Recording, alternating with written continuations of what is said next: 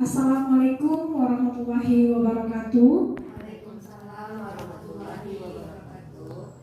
Alhamdulillah rabbil alamin, wassalatu wassalamu ala asyrofil anbiya'i wal mursalin wa ala alihi wa ashabihi Rasulullahi ajma'in. Selamat siang dan salam hormat kepada Ibu Kepala Sekolah, dan selamat siang dan salam hormat kepada ibu-ibu guru dari SDN 11 Gadut. Terima kasih telah meluangkan waktunya dan menyempatkan untuk hadir ke acara sosialisasi calon guru penggerak angkatan 4 pada siang hari ini. Pada kesempatan kali ini, saya ingin berbagi sedikit banyaknya kepada ibu-ibu semua tentang ilmu yang saya dapatkan setelah berjalan lebih kurang 3 bulan saya mengikuti pendidikan guru penggerak. Sebelum kita memasuki acara inti, saya akan membacakan susunan acara pada siang hari ini. Yang pertama, pembukaan yang sedang berlangsung. Yang kedua, menyanyikan lagu Indonesia Raya. Kepada ibu-ibu dimohon untuk berdiri.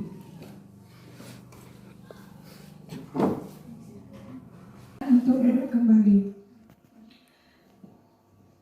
Selanjutnya, sebelum kita mulai lagi, izinkanlah saya memperkenalkan diri. Saya Lovianda, calon guru penggerak angkatan 4 dari SD Negeri 11 Gadut, Kecamatan Cilatangkamang, Kabupaten Agam.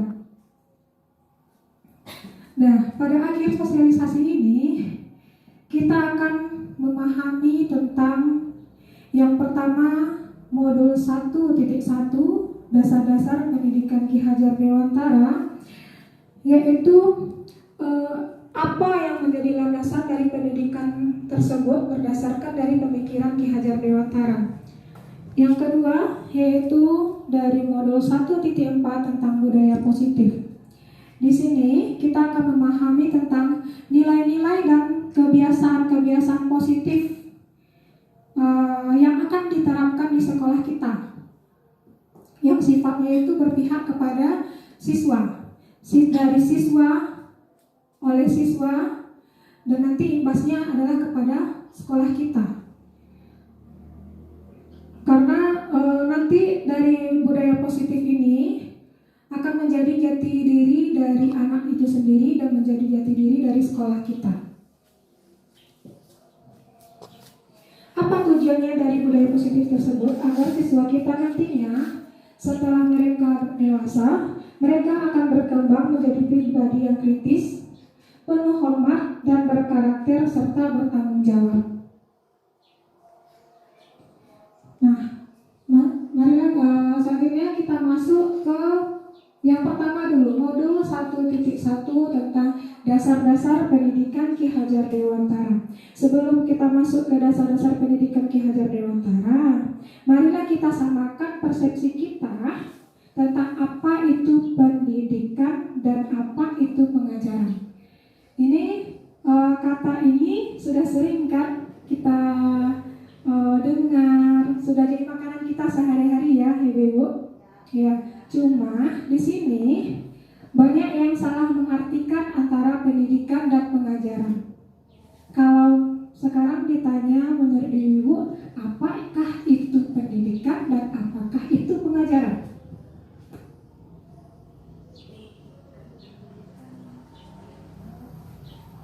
Nah, kita lihat di sini.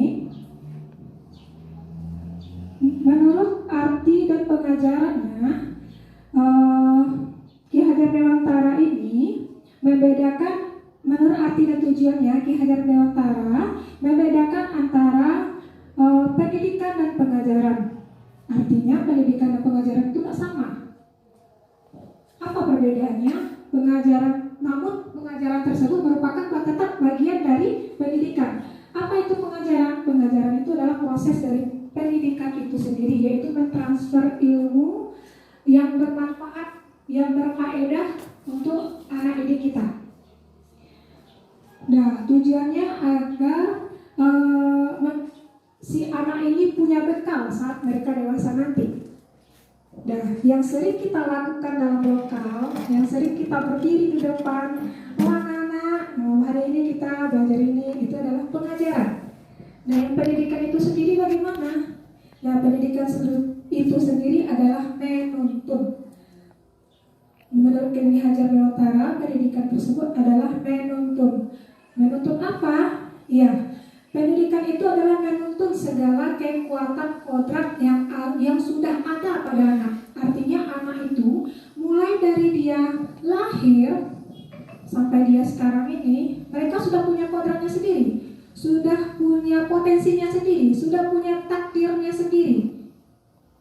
Nah, kita tinggal menuntun mereka kemana arah potensi mereka itu, agar mereka bisa mencapai keselamatan dan kebahagiaan yang setinggi-tingginya, baik sebagai manusia dan maupun sebagai anggota masyarakat. Artinya kita di sini memanusiakan manusia.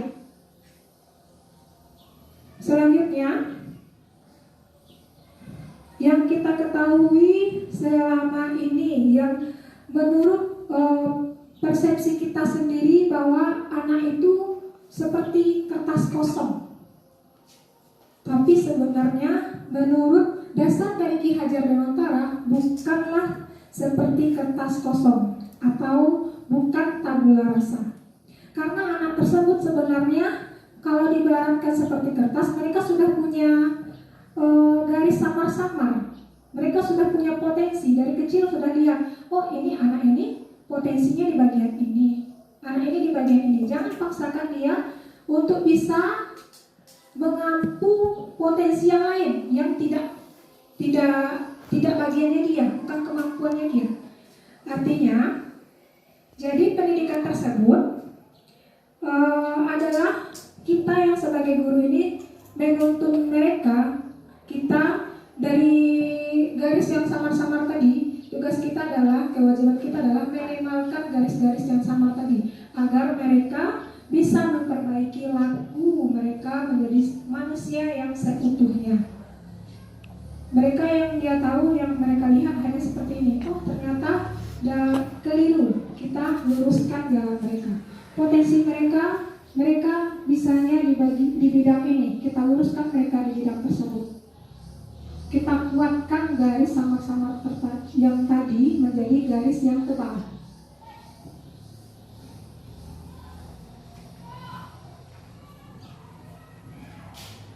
Nah, bagaimana caranya kita bagaimana caranya kita melebalkan garisnya yang tadi? Tugas kita, bagaimana caranya? Yang pertama, kita yang menanamkan yang namanya budi pekerti. Pendidikan tersebut tidak hanya memajukan dari segi potensi kognitif saja, tapi mereka juga harus memajukan budi pekerti yang agar lebih selaras dan seimbang. Apa itu budi pekerti? Budi pekerti itu jika ada namanya cipta, anak-anak tersebut punya cipta, punya pemikirannya sendiri. Jadi dalam pendidikan tersebut kita menajamkan pemikirannya dia. Nah, yang kedua, ada anak itu memiliki perasaan. Mereka punya perasaan. Dan di sini kita menuntun mereka supaya perasaan mereka halus, supaya kita menghaluskan perasaan mereka. Mereka bisa paham dengan kondisi yang ada di sekitar mereka. Nah, jadi anak tersebut berpikir lebih tajam, merasakan. Lalu yang ketiga yaitu karsa atau karya. Mereka mempunyai kemauan. Nah, jadi anak tersebut karena mereka sudah memiliki kemauan, bagaimana kita menguatkan kemauan mereka tersebut agar tercipta menjadi gerak atau tenaga. Dan inilah yang maksudnya keselarasan antara budi dan pekerti. Budi yang berhubungan dengan lahir mereka, sedangkan pekerti berhubungan dengan perbuatan mereka. Jadi mereka, kalau kita ambil sebuah cerita misalnya, ini sering terjadi ya sama anak kita misalnya dulu. anak tersebut dia mampu dari segi kognitifnya, dia tahu anak unggul, dia sendiri menyadari kok ini gampang ya pelajarannya, kok teman saya tak bisa dia ya. Berarti dia udah mulai berpikir. Yang kedua, dia merasakan, dia melihat, bu, saya tak ngerti bu, kata temannya. Saya tak ngerti, kenapa kamu tak kerjakan? Saya ngerti. Mereka merasakan apa yang dirasakan sama temannya. Akhirnya mereka tahu temannya sedang kesulitan, dan akhirnya mereka ada keinginan untuk membantu temannya tadi. Gimana ya cara membantu teman ini? Semuanya selaras dan seimbang antara pemikiran, perasaan, dan ada kemauan. Tapi jika ini tidak selaras, tidak seimbang antara budi dan pekerti, tidak ada tenaganya, tidak ada kekuatannya untuk membantu temannya, itu sama saja bohong.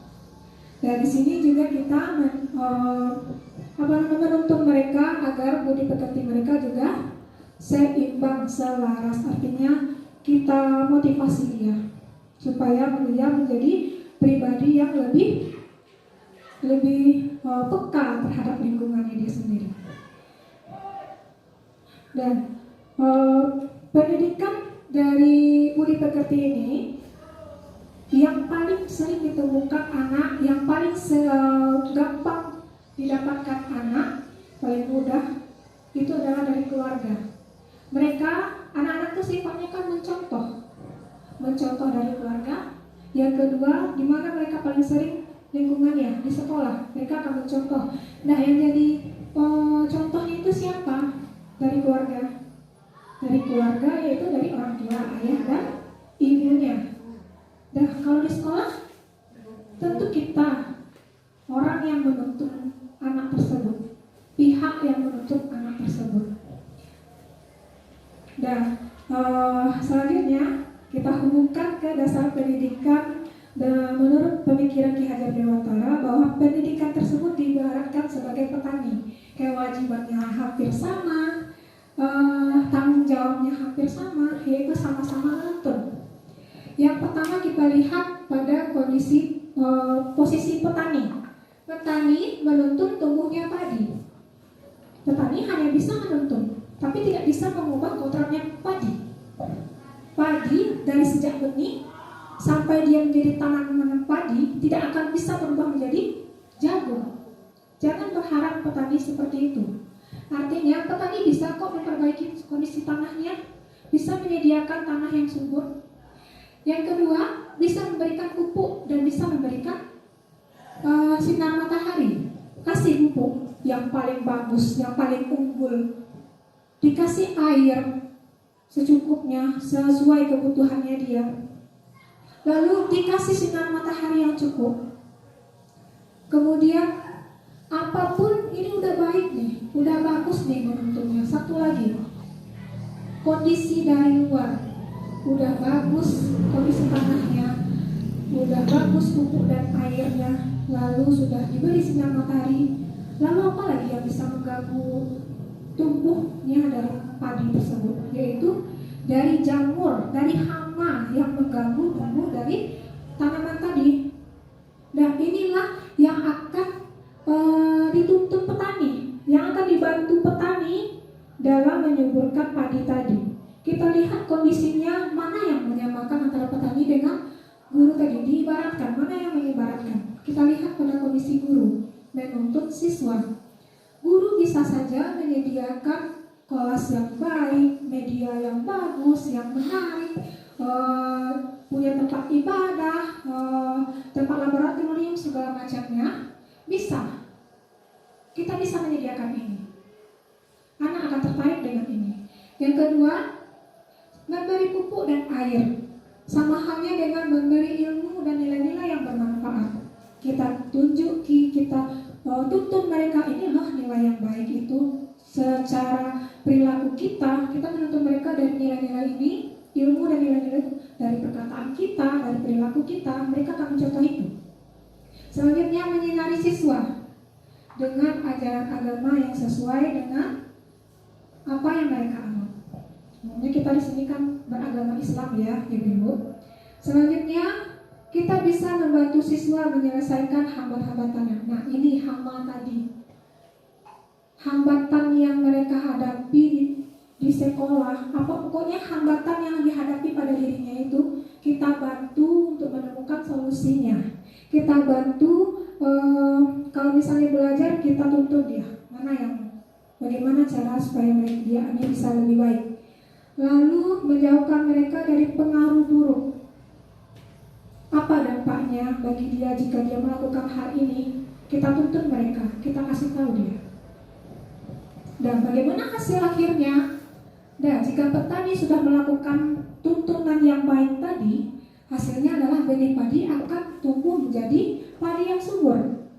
Nah, jadi tanaman padi yang subur. Sedangkan pendidik, jika pendidik tersebut menuntun siswa dengan sebaik mungkin, siswa akan tumbuh sesuai dengan potensi yang mereka miliki masing-masing, tanpa ada paksaan apapun. Kalau dipaksa tuh tidak enak, Bu.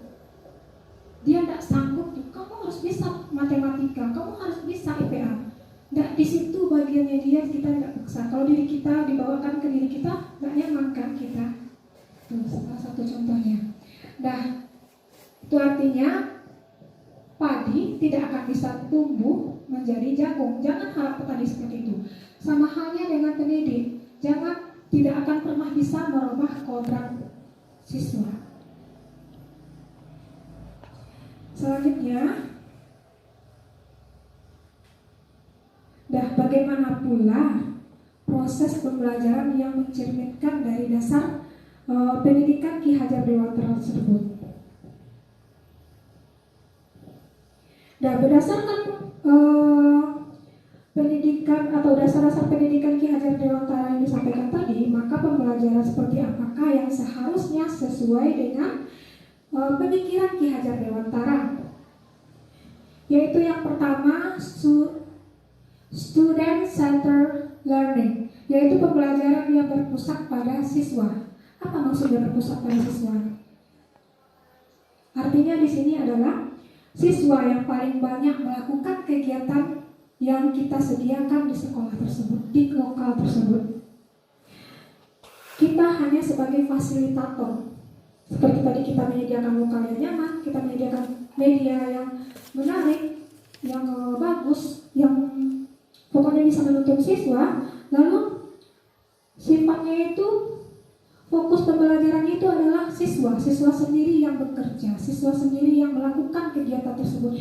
Guru tidak ada campur tangannya dalam pembelajaran tersebut, hanya menuntun. Menuntun dalam artian, ini loh jalan yang lurus, ini loh garis-garis yang harus kalian tebalkan itu.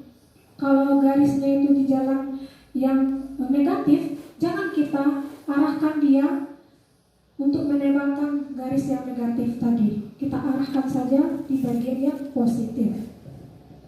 Lalu yang kedua, pembelajaran yang menerapkan penerapan siswa yang kedua, yaitu siswa tersebut sebagai subjek sekaligus sebagai objek dalam proses pembelajaran, bukan guru atau pendidiknya. Subjeknya siswa, semuanya tentang siswa. Objeknya siswa juga. Artinya ilmu yang kita berikan itu, pendidikan yang kita berikan itu berdasarkan dari siswa, dari pengalaman siswa, semuanya dari siswa. Tidak ada kita paksakan semua, oh ini loh, misalnya metamorfosis ini yang seperti ini ya. Jangan kita langsung memperkenalkan mereka dengan kata-kata tersebut, tapi arahkan dulu. Pernah nggak kalian seperti ini? Pernahkah kalian pergi ke ke taman, ke kebun? Apa yang kalian temui? Kita arahkan dulu. Semuanya berpusat pada siswa, tapi dengan cara siswa tersebut menimbulkan rasa ingin tahunya sendiri. Mereka yang memancing background knowledge mereka sendiri. Dan pada yang ketiga, konsep dari Ki Hajar Dewantara, yaitu yang sering kita udah tahu kita semua yang ini ya Bapak Ibu, dari sudah familiar, Yang pertama yaitu Ingarso Suntolodo, yang kedua Ingmadio Mangunkarso, yang ketiga Tutwuri Handayani. Sebelumnya ini juga sudah disampaikan oleh Bu Diana pada sosialisasi Bu Diana. Saya hanya mengulas sedikit saja tentang ini, yaitu Ingarso Suntolodo, artinya di depan guru itu sebagai contoh. Guru menampilkan sebagai pribadi yang melaksanakan nilai-nilai budaya tadi, nilai-nilai budaya bangsa Indonesia, sehingga bisa menjadi teladan yang baik bagi guru. Kita di depan ini sebagai contoh bagi anak-anak kita. Sekecil apapun tindakan kita akan mereka rekam. Kalau sudah lama terekam, hati-hati, nanti bisa ditiru mereka. Makanya dalam setiap gerak-gerik kita, dalam setiap tindakan kita harus menjadi teladan yang baik untuk anak tersebut. Yang kedua, Ingmadio Mangunkarso, di tengah guru mendampingi, artinya mendidik siswa itu dengan pola asuh. Pola asuh di sini maksudnya itu mendidik itu jangan dengan hukuman, bukan dengan hukuman, tapi hukuman, karena hukuman itu adalah seburuk-buruk tindakan, seburuk-buruk akhir. Dan akhir artinya jika kita bisa menghindari hukuman, sebaiknya tidak kita pakai hukuman tersebut. Karena dengan hukuman tersebut mereka akan tertekan, terbebani. Selanjutnya Tutwuri Handayani, artinya guru tersebut memotivasi siswa, mendorong mereka dari belakang. Sudah kita tuntun dari depan, kita kasih contoh, kita dampingi dia dengan contoh tersebut, kita perkenalkan, kita dampingi mereka. Yang ketiga, kita dorong mereka untuk melakukan hal kebaikan tersebut. Jadi relevansinya pada pendidikan Ki Hajar Dewantara ini sebenarnya sudah kita terapkan pada kurikulum 2013. Sebenarnya sudah kita terapkan yang berpusat pada siswa itu ya Ibu. Dan itulah pendidikan yang dasar-dasar pendidikan dari Ki Hajar Dewantara. Nah, sampailah kita pada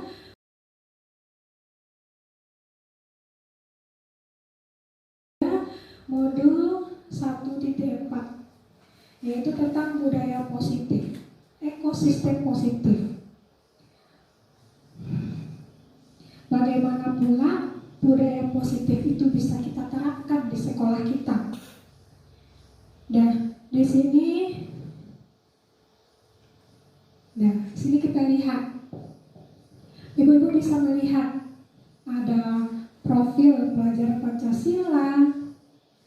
Di sini ditanamkan beriman, bertakwa kepada Tuhan Yang Maha Esa, mandiri, bernalar kritis, kreatif, gotong royong, berkebinekaan. Ini yang diharapkan oleh Pancasila terhadap masyarakatnya, terhadap anak-anak kita. Dari inilah kita mengenalkan ini, menuntun mereka untuk seperti ini.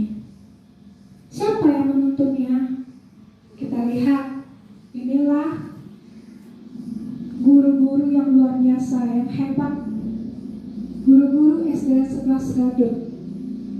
Guru-guru inilah stakeholder, guru-guru, kepala sekolah, dan semua yang ada komponen di sekolah ini, mereka lah yang akan membantu, yang akan menjalankan profil pelajar Pancasila ini. Dengan adanya kekuatan, kekompakan dari guru-guru ini, kolaborasi dengan guru-guru ini, kita yakin profil pelajar Pancasila bisa kita terapkan untuk menjadi budaya positif di sekolah kita. Apa maksudnya budaya positif itu? Yaitu pada budaya positif ini kita menciptakan anak-anak kita yang cerdas dari segi kognitifnya, berkarakter yang kuat. Dia tidak bisa dikontrol oleh orang lain. Dia punya karakternya sendiri. Kita tidak bisa merubah karakternya. karakter yang dermawan, apa segala macamnya, kita tuntun dia, kita tidak bisa merubah karakternya dia. Jangan kita paksa, kamu harus seperti ini, kamu harus seperti ini, jangan kita paksa. Karena paksaan tersebut akan menjadi beban bagi anak itu sendiri. Lalu berwawasan global. Suatu saat nanti anak-anak kita jika sudah dewasa, jika contohnya gotong royong di sini sudah pudar gotong royong ini di negara kita, di Indonesia, mereka sudah dewasa, sudah menilai, sudah mengenal dunia kebarat-baratan, sudah mereka tiru. Dengan kita menerapkan profil pelajar Pancasila ini, karakter mereka tidak akan goyah. Mereka tidak akan jatuh, tidak akan berbaur dengan budaya barat yang merusak mereka tadi. Bukan maksudnya merusak ya, tapi ya mereka akan tetap menjadi profil pelajar Pancasila, akan tetap menjadi Indonesia, bukan menjadi karakter lain. Selanjutnya, kita lihat di sini pada budaya positif ini implementasinya yaitu pada disiplin di lingkungan sekolah. Kita kalau mendengar disiplin itu identik dengan peraturan ya ibu-ibu, peraturan sekolah, peraturan kelas, yang ujung-ujungnya pada akhirnya ketemu lagi dengan yang namanya hukuman. Jadi yang sering kita temukan di sini yaitu peraturan sekolah itu atau disiplin dari sekolah tersebut, sekolah yang membuatnya, yang menjalankan siswa. Jika siswa tidak mematuhi peraturan tadi, mereka akan bertemu dengan yang namanya hukuman. Itu ya yang paling sering kita temukan ya ibu. Kita lihat dulu, disiplinkah atau disiplin positif? Apa pula bedanya disiplin dengan disiplin positif? Kita lihat dulu. Ini ada anak-anak kita yang sedang disiplin, berbaris disiplin misalnya ya. Di sini anak-anak ini berbaris, mereka disiplin atau disiplin positif. Kita nggak tahu sekarang mereka ini, posisi mereka dalam diri mereka sekarang ini yang mengontrol mereka apakah disiplin atau disiplin positif. Sekarang ditanya, siapa yang mendisiplinkan murid? Kepala sekolah kah? Guru kah? Orang tua kah?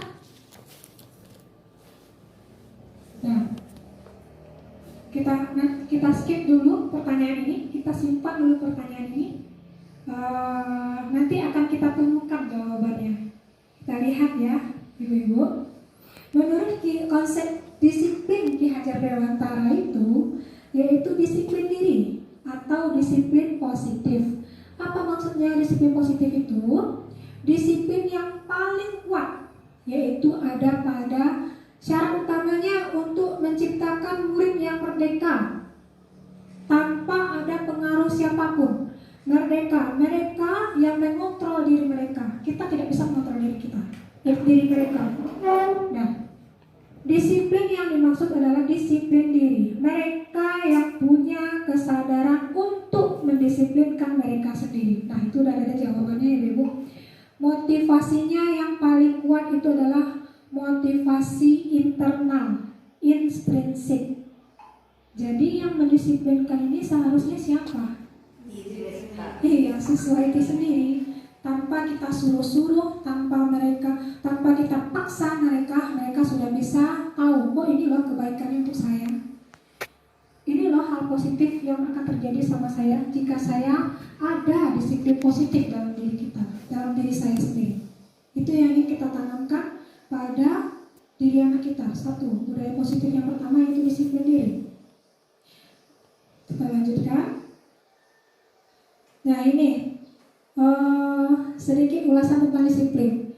Inilah yang kita temukan dalam disiplin atau peraturan yang ada. Ini disiplin positif yang berhubungan dengan, kalau disiplin berhubungan dengan tata tertib, peraturan dan patuhan. Yang kedua berhubungan dengan hukuman. Jika disiplin positif itu dia sifatnya itu motivasinya itu intrinsik dari dalam diri mereka, bisa mengontrol diri sendiri. Kalau saya melakukan ini, apa dampaknya bagi saya? Dia bisa mengontrol dirinya sendiri. Nah, tidak harus dengan hukuman. Hukuman hanya alternatif terakhir. Kalau perlu, tidak kita gunakan lagi. Loh, kalau kayak gini anak-anak kita pasti akan terus-menerus. Oh, nggak ada dihukum sama ibunya kalau kita melanggar. Nggak ada kita dapat sanksinya segala macam. Kita jalani aja lah yang seperti ini. Nah, itu yang kita takutkan ya ibu-ibu. Tapi dengan disiplin diri, satu, dia sudah, kalau udah ada disiplin diri, mereka udah punya sadar diri. Nanti kita lihat pula apa alternatif lain selain hukuman ini. Dah, ada pula strategi yang disampaikan oleh Ki Hajar Dewantara untuk menumbuhkan disiplin diri pada siswa. Yang pertama yaitu kita menyusun keyakinan kelas. Apa itu keyakinan kelas? Keyakinan kelas itu adalah keyakinan yang mereka buat sendiri. Kita bisa tanya, pada keyakinan kelas ini siswa lebih tergerak dan bersemangat untuk menjalankan keyakinan daripada hanya sekedar mengikuti serangkaian peraturan. Apa maksudnya di sini? Keyakinan ini mereka yang buat sendiri peraturan ini, keyakinan ini mereka yang meyakini sendiri, dan akhirnya mereka yang terkecimpung dalam keyakinan ini sendiri. Mereka tidak bisa melanggar karena mereka yang membuat keyakinan tersebut. Dan keyakinan yang bagaimana maksudnya? Bagaimana pula kita membuat keyakinan tersebut? Bagaimana pula kita membuat siswa tersebut yakin dengan yang mereka buat?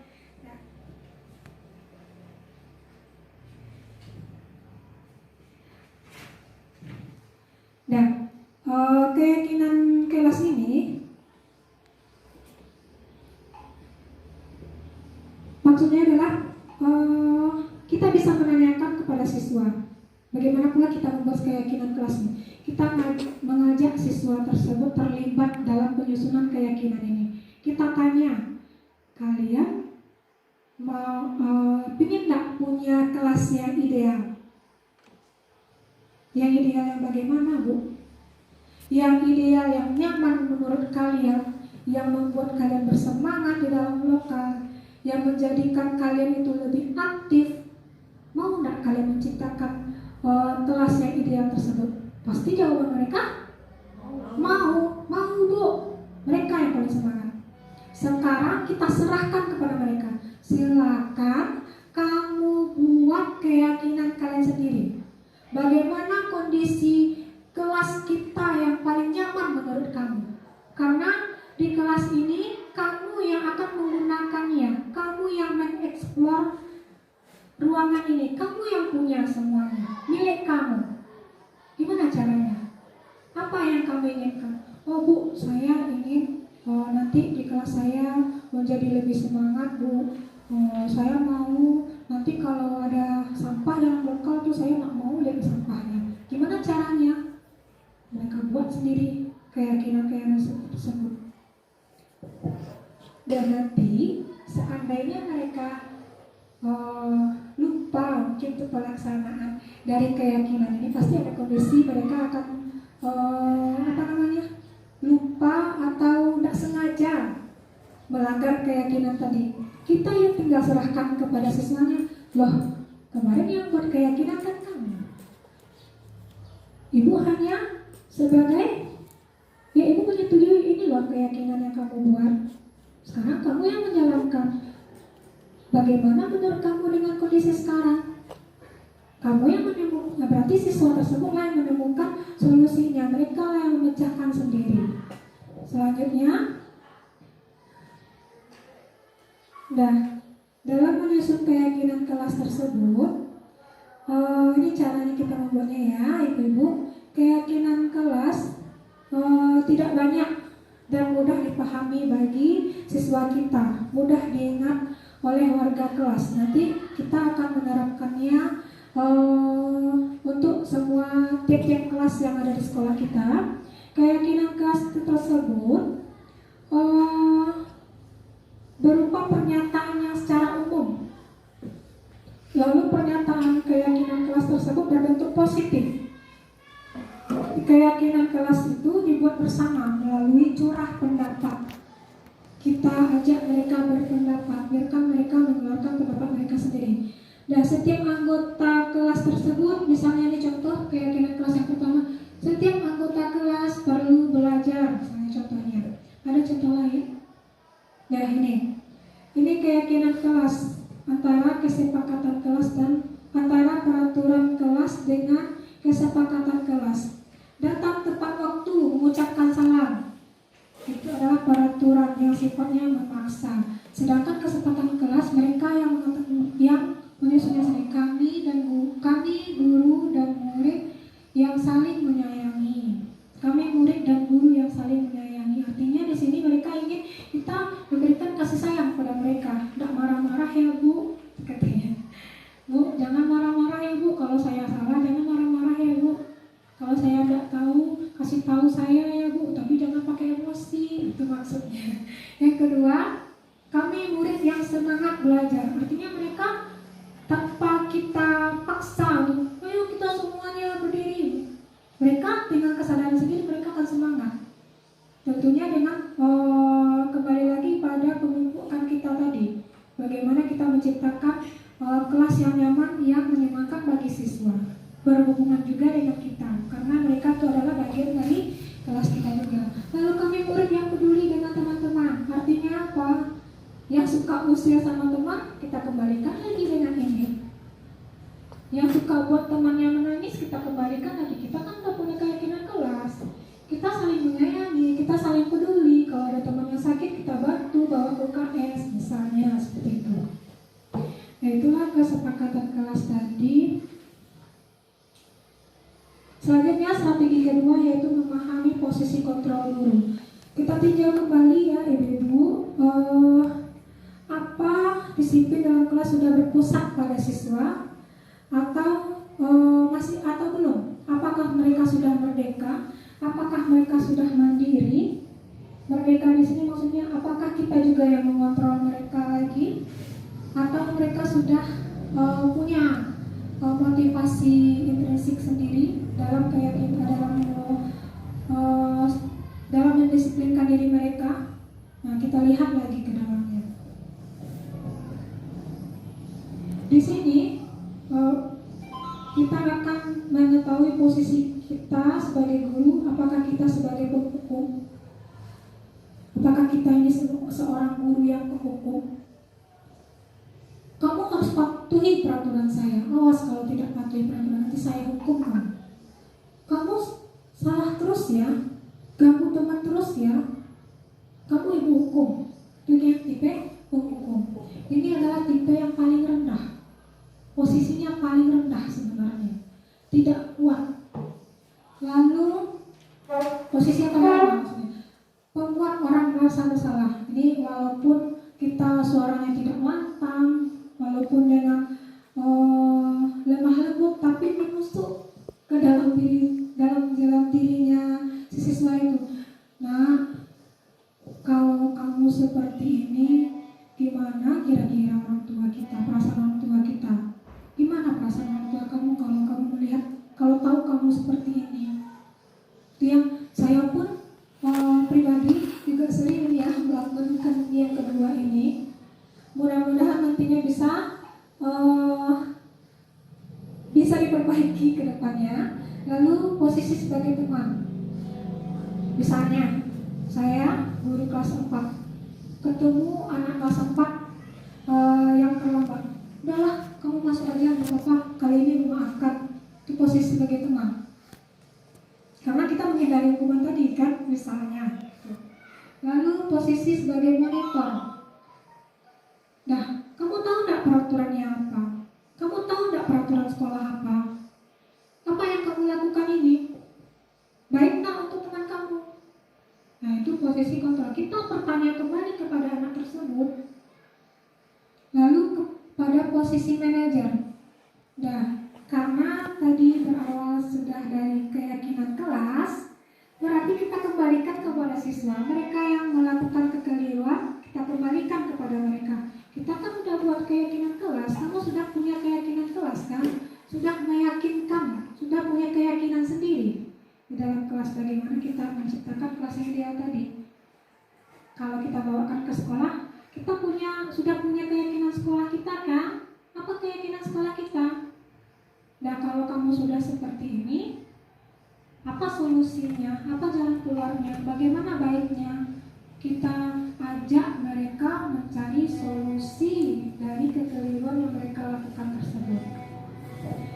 Nah, yang posisi manajer inilah posisi yang paling kuat, yang paling tinggi. Dan kalau kita tempatkan diri kita, tentunya kita akan berpihak atau memilih menjadi posisi manajer. Mau kita menjadi posisi manajer? Pasti mau. Ya. Bagaimana pula kita untuk menjadi posisi manajer tersebut? Kita di sini ada kaitannya dengan segitiga restitusi. Nah, masuk lagi ke strategi yang menumbuhkan disiplin diri pada siswa pada yang ketiga, yaitu kita menerapkan segitiga restitusi. Apa itu segitiga restitusi? Segitiga restitusi ini proses menciptakan kondisi bagi siswa untuk memperbaiki kesalahan mereka sendiri, sehingga mereka bisa kembali pada kelompok mereka dengan karakter yang lebih kuat. Apa pula maksudnya ini ya? Karakter yang lebih kuat, mereka melakukan kesalahan, kita kembalikan kepada siswa. Apa maksudnya? Apakah kita biarkan saja mereka tetap dalam kesalahan tersebut, atau bagaimana? Nah, jadi contohnya, ketika anak tersebut melakukan kesalahan, ketika kita misalnya kita berkata gini, kamu salah, kamu telah melakukan hukuman, kamu telah melakukan kesalahan. Tidak boleh kayak gitu. Itu sudah sudah menjadikan anak-anak tersebut akan merasa mengalami kegagalan pada diri mereka. Oh, saya gagal jadi anak yang baik. Tuh. Nah, jadi bagusnya gimana? Kita kembali lagi kepada mereka. Kamu melakukan ini, kira-kira apa solusinya? Apa jalan keluarnya yang baik? Kalau kita kan sudah membuat keyakinan sekolah kita kan?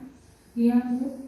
Misalnya satu kondisi anak kita antara dua siswa bertengkar misalnya, anggaplah si A dengan si B bertengkar karena hal sepele. Akhirnya mereka bertinju lah, dorong-dorongan lah, sampai tarik-tarikan baju, lepas kancing bajunya misalnya, lepas kancing baju temannya misalnya ya. Yang si A marah-marah, emosi dia kepada si B, dia yang duluan Bu, dia gini-gini Bu, sampailah terjadi ketegangan antara mereka berdua. Selanjutnya, kita tidak bisa menghukum mereka, kita tidak bisa menyalahkan mereka kedua. Anggap kita ada di posisi mereka berdua. Kita tanya si A dan si B. Dan kenapa ini bisa terjadi? Baguskah kayak gini? Kita punya keyakinan kelas, ya. Dan sekarang teman kamu udah tersakiti seperti ini. Kamu tanya, apa kebutuhan teman kamu sekarang? Tanya sama temannya, apa kebutuhan temannya? Artinya dia mencari solusi sendiri. Kamu sakit ya kakinya? Tanya sama temannya. Misalnya kita ajak mereka untuk bertanya keadaan temannya. Mana yang sakit tadi? Maaf ya, sini saya bantu kasih obatnya. Oh, kancingnya yang copot tadi. Tanya sama temannya, apa kebutuhan kamu? Bu, kancing saya tadi lepas, saya mau kancing saya dipasang lagi Bu. Itu kebutuhan dari temannya yang si B yang merasa terintimidasi tadi. Kita kembalikan lagi tanpa adanya hukuman. Nah, kalau tidak ada hukuman, kalau memang seandainya seburuk-buruk keadaan kita ingin membuat anak tersebut bisa merubah dia lagi, masih belum sadar-sadar, kita kasih konsekuensi. Kita lihat di sini bagaimana pula konsekuensi, hukuman dan konsekuensi. Kita selama ini salah persepsi antara hukuman dan konsekuensi. Coba Ibu lihat di sini. Yang kalimat pertama, mencatat 100 kali di dalam buku kalimat. Saya tidak akan terlambat lagi karena terlambat ke sekolah. Kira-kira ini masuk hukuman atau konsekuensi?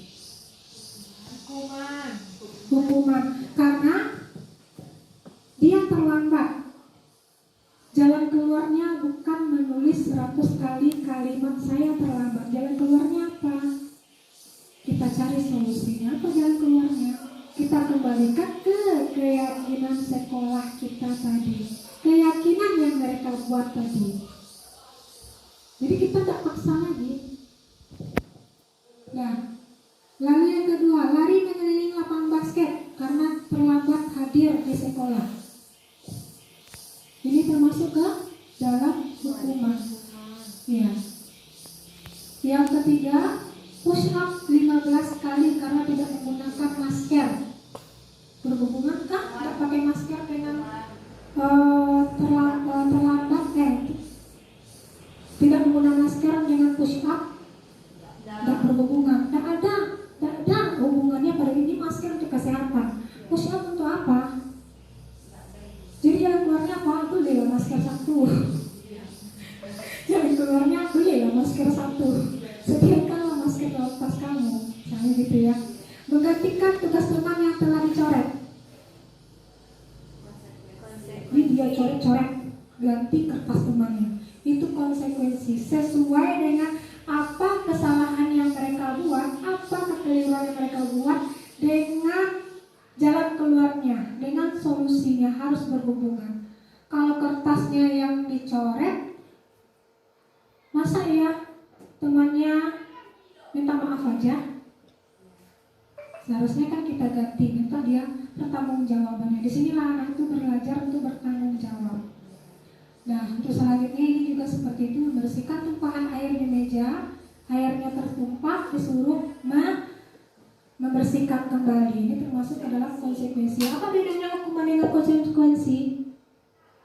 Hukuman itu tidak relevan, tidak berhubungan dengan apa kesalahan yang mereka lakukan.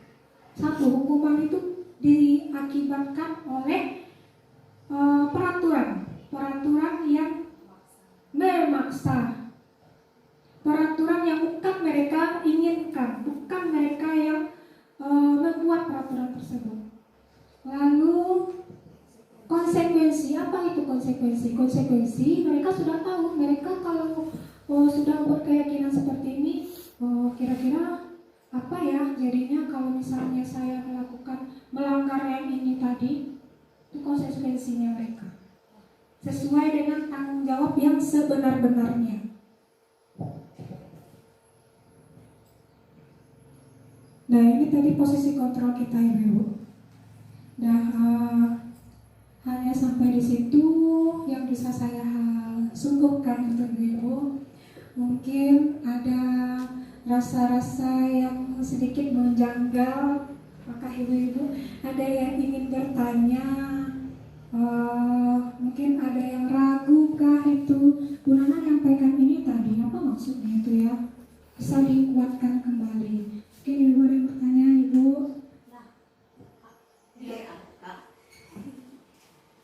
Silakan Bu Pip. Mengenai keyakinan kelas tadi, karena berarti kesepakatan anak-anak di kelas, kita mendampingi apa maunya anak untuk membuat keyakinan kelas. Dan berarti harus sesuai nanti kemauan anak tuh semuanya berarti sama tuh, berarti itu keyakinan kelasnya. Misalnya ya. Jadi dari dalam diri anak. Nanti pas membuat keyakinan kelas tuh, apakah kita lengkapi pula dengan konsekuensinya. Anak yang menentukan sama kan, kalau sebelumnya membuat yang tak boleh itu kan peraturan tata tertib. Kalau kita membuat tata tertib kan ada di bawahnya tuh hukuman yang bagi yang melanggar. Kalau membuat keyakinan kelas tuh, apakah ada nanti konsekuensinya yang dibuat pula anak-anak yang memikirkan konsekuensinya, maksudnya dituliskan pula gitu. Keyakinan kelas di atas, kemudian konsekuensi di bawah gitu. Sebenarnya itu kembali kesepakatan kita.